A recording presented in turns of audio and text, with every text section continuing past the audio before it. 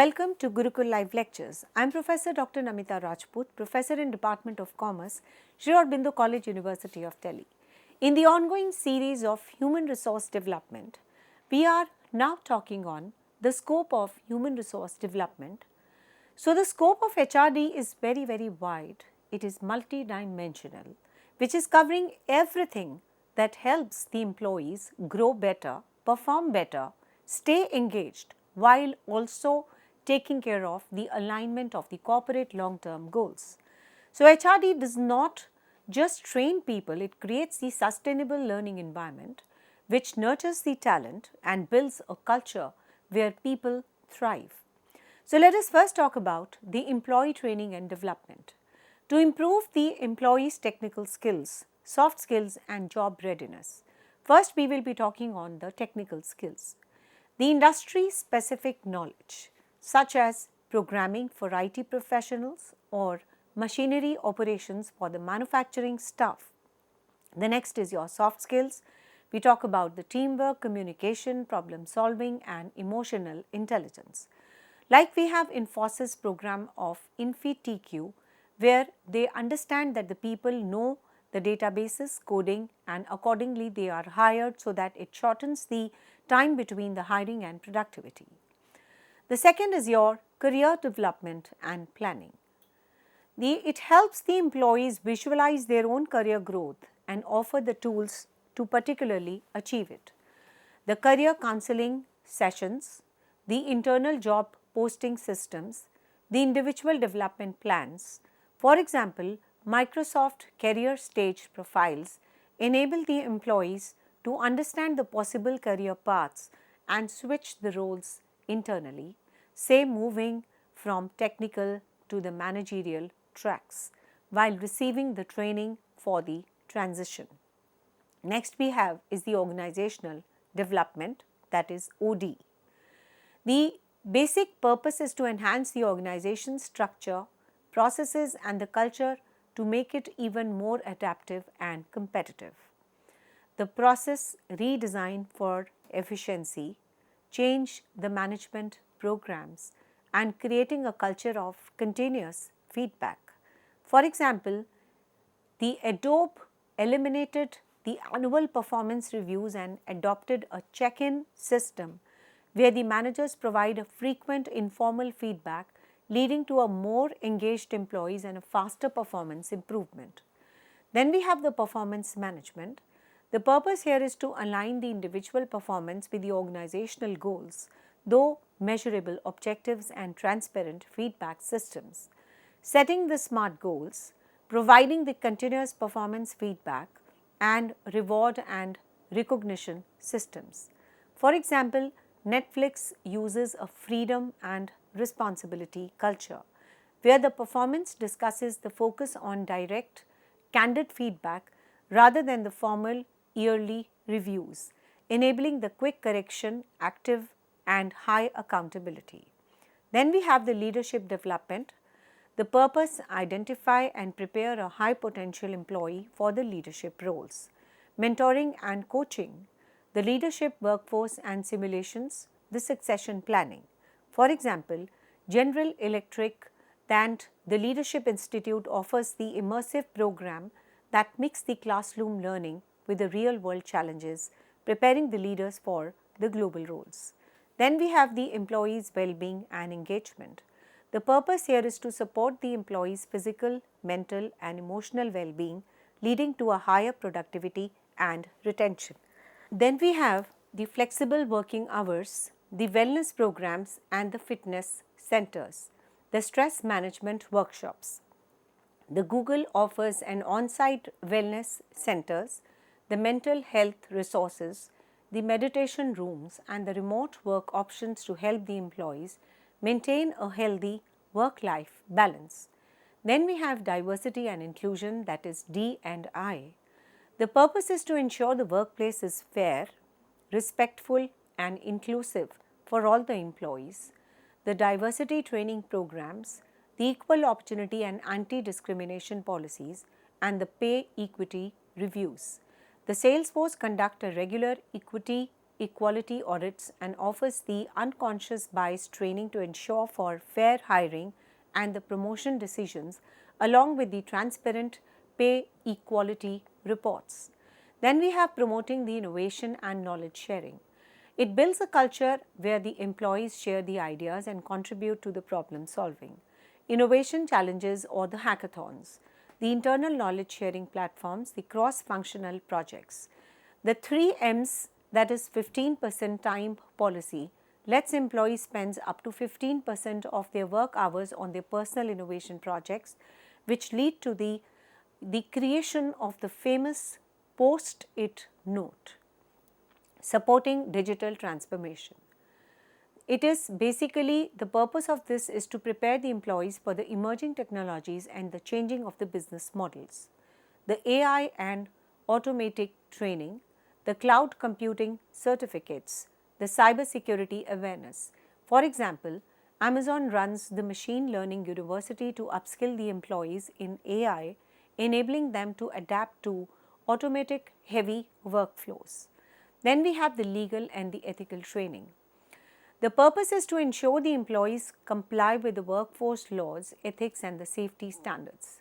We have anti-harassment policies and training, the workplace safety drills, the data protection and the privacy compliance, and the Toyota conducts the Kaizen-based safety training, ensuring that every employee knows how to identify and eliminate the workplace hazards, reducing the accidents and improve the efficiency.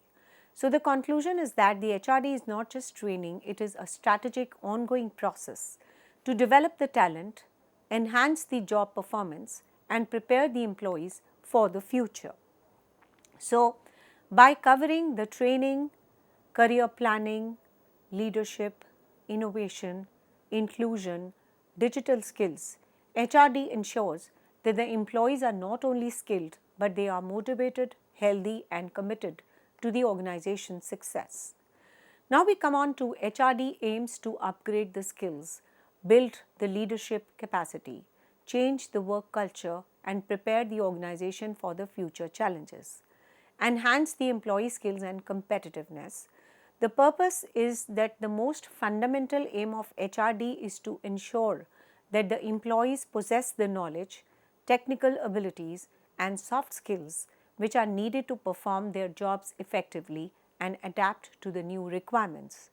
Then we have the competency development, which bridges the gap between what employees know now and what job will require in the future.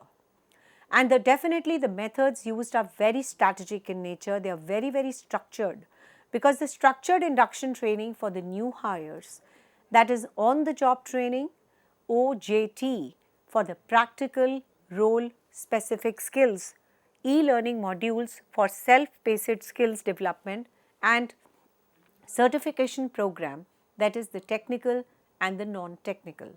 Then we have the corporate examples, that is Infosys Global Education Center, and then we have Mysuru, that is the new hires go through a comprehensive residential program that blends the coding, the problem solving and the communication training. So, this ensures that they are billable ready for the client projects immediately after induction. There are certain benefits, that is the higher productivity, fewer errors and improved adaptability, the better alignment between the job requirements and employee abilities. There are certain challenges, that is the training must remain relevant, outdated training waste time and money, and high training cost for the large scale programs. Then we have the career development. The purpose of this is to ensure that the employees can progress within the organization, creating a sense of long-term stability and loyalty. It also aligns the personal aspirations with the organizational needs. Now, there are certain methods used which are very pertinent to mention and explain. The first and the foremost we are talking about is the career counseling sessions. That is, the employees are counseled for whatever progression they can do as far as their career is concerned. Then we have a mentorship program in which they are guided at every step by a mentor for a better performance. Then we have a job rotation to give an exposure to the multiple functions they are exposed to, so they become more intelligent in every area, which is the need of today. The multitasking, the multi-talents are very, very important for a person to be as far as the modern workforce is concerned. Then we have a succession planning for the higher roles. That is, you need to actually plan for how they are going to progress in the future, how their roles are going to change in future in a more responsible and a higher roles, what they are talking about. So, in order to explain this, let us have certain corporate examples which are very important for the students to understand. First, we will be talking about the Microsoft Career Rotation Program. The employees work in a very different departments for a seat period and then learning the cross-functional skills and build a broader perspective. Then we have the benefits. The employees see a very clear growth path, reducing the attrition rate.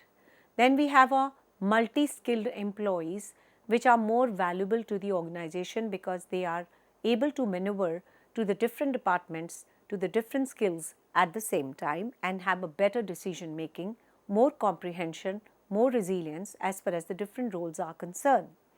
But on the flip side of it, we have certain challenges to talk about, like the career stagnation risk if the opportunities are very, very limited. So, there are certain situations in which you face that the opportunities are very limited because owing to which the organization will have a stagnation for the career of their employees. Not all employees want to rotate their roles. It may cause certain disengagement because they may or may not like certain jobs. So, this is in reality that people would like to go deep into their present roles rather than rotating the roles and moving from one role to another. So, very easily they get disengaged, disconnected with the changing roles what the organization want them to shift. Then we have increase organizational effectiveness. To improve the efficiency, productivity and competitiveness through a better system, process and employee contributions. It encourages the organization to become agile and challenge ready. Let's use the particular methods, how it can be done. The first and the foremost is a continuous performance feedback systems. This continuous feedback system will let you know that what is the performance level of the employees and the real time data, the real time performance they are contributing to a particular role, the change management programs and the innovation focused training so that they are able to move on to a different level which is outstanding and more sustainable and a win-win situation for both employee and the organization. So, let us also have some corporate examples here to understand this particular point. We have Microsoft shift to continuous feedback. Abandoned the annual review model in the favor of real-time feedback. This is a very good model in which there is a faster problem resolution, the higher engagement because the employees are continuously being watched and vouched for whatever work they are doing. And the fault finding and the errors are resolved very quickly without wasting of any time. And we have certain benefits like we have a faster decision making and the employees feel that they are more connected to the employees' objectives. There are certain challenges what we feel that implementing the new systems can face the internal resistance and it also requires the consistent follow-up to maintain the momentum. Then we have to foster a positive organizational culture to create an environment where employees collaborate, trust each other and innovate freely. It encourages the respect for individuals and support the mental well-being. There are certain methods which are used like peer-to-peer learning, team building activities and open communication channels. Now, let us have certain corporate examples here. The Googler to Googler program, the employees volunteer, teach the peer skills, from technical tools to the leadership communication, which helps in promoting the corporate culture. It reduces the workplace conflicts because there is a rapport building between the employees. They are peer teaching and teaching each other, and increases the morale and loyalty amongst each other and for the organization. Now on the flip side, there are certain challenges which needs to be addressed and understood. The first is it requires a stronger leadership commitment, and it is having certain toxic elements in the culture which can take years and years to change. Then it also helps in developing the future leaders. Like, the purpose of here is to ensure the organization has a pipeline of capable leaders which are ready for the strategic role when needed. Leadership is not about vision, decision making and the people management. The methods used here is the leadership academics, executive coaching, decision making simulations, and the corporate examples is like GE. If we have a Crotowin Leadership Development Center, which is since 1956, it has trained the leaders in the business strategy, innovation and the global management. There are certain benefits which are very pertinent to mention here. It prevents the leadership gaps in crisis, encourages employees to aspire for the higher roles, and the leadership training is very costly and time intensive. So, this is one of the biggest challenge which what we can talk about. Another is to have a high potential employees which may leave for the competitors after training. We also need to improve the employee engagement and retention. The purpose is to keep the employees motivated, satisfied and loyal to the organization. Engagement is directly linked to the productivity and profitability. The methods used here is a recognition and a reward program, the wellness initiatives and the opportunities for a continuous learning. We have certain corporate examples like Starbucks, which offers the recognition awards, free online college education through the college achievement plan and flexible work schedules. There are certain benefits like lower turnover, saves the hiring cost, higher productivity from motivated staff. There are certain challenges which needs to be mentioned here. The engagement program must be authentic. Token gestures can backfire and maintaining the consistency across the global location is very difficult. We need to adapt to the technical and the market changes. The purpose here is to ensure the workforce is prepared for disruptive technologies and shifting the market trends. It also prevents the skill obsolescence, and the methods used are reskilling and upskilling programs, technology boot camps, regulatory compliance training, like Amazon AI and Machine Learning University. It trains the employees on automation, cloud technologies and AI so that they can integrate the advanced tools into everyday work. There are certain benefits here that organizations stay competitive and employers are prepared for the future demands, and the challenges is that the continuous investment is needed as the technology evolves very rapidly. There are some employees which may resist the learning new systems. Support diversity and inclusion, DEI purpose, to create a fair, respectful, inclusive workplace where all the employees feel valued regardless of the gender, ethnicity, culture or the background. The D and I enhances the creativity and decision making. The methods used are cultural awareness training, equal pay and equal opportunity policies and employee resource groups, that is ERGs.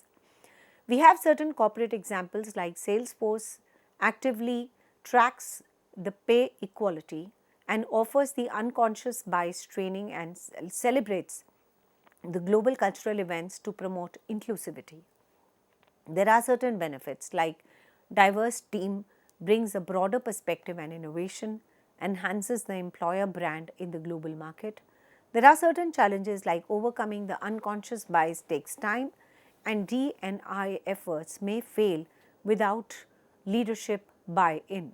There are certain key ways which needs to be mentioned here. Like HRD objectives aren't just training employees, they're about building an adaptable, engaged, future ready workforce where aligning with the organizational goals. The modern HRD blends the traditional training with the strategic talent development, technology adaptation, and the cultural transformation. The case studies we will be doing now, the first case study is about the Microsoft empowering people and driving the organizational success through HRD. The strategic intent and alignment. The purpose here is to build a workforce that is continuously learning, future ready, and aligned to Microsoft product strategy, which is cloud AI and productivity. How HRD aligns to a strategic and a strategy, every people initiative, learning, mobility, feedback, DEI, well-being is tied to the capacity building and the capability needs, the culture growth mindset and the performance, that is the customer innovation outcomes. There are certain key pillars of HRD, having a deep dive into it. The first and the foremost what we are going to discuss is what it includes. It includes anytime learning, access to a LinkedIn Learning and Microsoft Learn, self-paced micro courses, role-based learning, paths and assessment, the formal upskilling, the technical workshops, AI, Azure security, soft skill programs, communication stakeholder management and compliance and the ethical tech modules, the applied learning, hackathons, labs, code along with the clinics, brown bag sessions and the communities of the practice internal tech talks. We will talk about the recognition, the batches, certificates, role, product or cloud track alignment. Why it matters? It shrinks the time to competence, supports the product roadmap, AI, cloud and fuels the innovation throughput. So, the example activities you can mention here is about a role based AI fundamentals, practitioner path, project shadowing, peer learning circles and certificate reimbursement. Then we have typical KPIs, that is key performance, learning hours employees, certification pass rates, time to productivity for new roles and the post training performance deltas. Then we have a career development and internal mobility. What it includes? It includes the structured career paths, the clear ladder and also the tactics with the competencies per level. Then we have IDPs, individual development plans, which are quarterly career conversions with the concrete learning and the project goals. It is internal job rotations and gigs, that is the cross team moves to broaden the skills, the short term projects to test the interest and mentoring and coaching, the formal matches for high potentials and open mentoring marketplace. Then why it matters? It retains the top talent, fill the roles faster with the internal candidate, builds and the T-shaped progressions and the professionals. The KPIs, the internal fill rate, the lateral move rate, promotion velocity and regretted attrition. Then we have the performance management and the feedback. What it includes? It includes the frequent check-ins, that is the monthly, quarterly touch points on the goals, growth and the well-being. Then we have the outcomes plus behavior focus, what you deliver and how, the collaboration customer obsession. Then we have 360-degree inputs where the relevant peer customer feedback for a fuller picture. Then why it matters? It promotes a growth mindset, enables the quick course correction and reduces the review anxiety. The KPIs, the frequent quality of check-ins, goal attainment, distribution of high impact feedback, engagement, scores on management effectiveness. The leadership development, what it includes? The tiered programs, emerging leaders, mid-level managers, senior leaders, and the core capabilities. Decision making under uncertainty, strategic thinking, financial acumen, stakeholder influence, and emotional intelligence. The practice and coaching, simulations, action learning projects, executive coaching, mentor boards. What it matters. It ensures a succession ready pipeline, stabilizing the culture and improves the cross organization, stabilizes the culture and improves the cross organization execution. Now, the KPI succession coverage of the critical roles, benchmark, indices, promotion, readiness, and engagement under these leaders. So, the whole person support and the flexible workforce is very, very important. Comprehensive health plans, mental plan reduces the EAP, wellness, stipend, and ergonomic support. The remote hybrid options, flexible schedules, and the recharge days are also very, very important. Then we should have some listening systems, that is the pulse annual engagement surveys, skip level forums, and anonymous channels. Why it matters? The sustains productivity, the lower burnouts, improves the retention and employer, the brand, etc. The KPIs here is a well-being, engagement, scores, absenteeism, burnout, indicators, retention of high performers. Then we have diversity, inclusion, and belonging. What it includes: the inclusive hiring, structured interviews, drive slates, and the bias interruptions. Then we have equitable growth and everyday inclusion, pay equity, adult promotion parity, sponsorship for the underrepresented talent. And then we have everyday inclusion, that is employee resource groups, inclusive leadership training, accessibility, and the neurodiversity support. Why it is mattering? Because of a better decision making, innovative, broader market, empathy, stronger culture, and a brand trust. Here the KPI is representation by the level, pay equity ratio, inclusion index, ERG participation, and promotion rate across the groups. So, it also enables that make it work, that is the data and the people analytics, manager capability, culture cues, the governance, outcomes and the business impact, the faster innovation velocity, higher internal mobility, stronger leadership bench, engagement and retention, risk and mitigation for the goods for the evaluate and critique exam prompts. There is also, we have to talk about the risk, that is the program inequality, and the mitigation is that the open catalog, transparent nomination criteria and self-nomination paths are very, very important to discuss. Then we have different other methods of different organizations which talks about this aspect, the scope, and what all to be included in empowering the people and driving the organization on the path of sustainability and sustained profits. Thank you very much.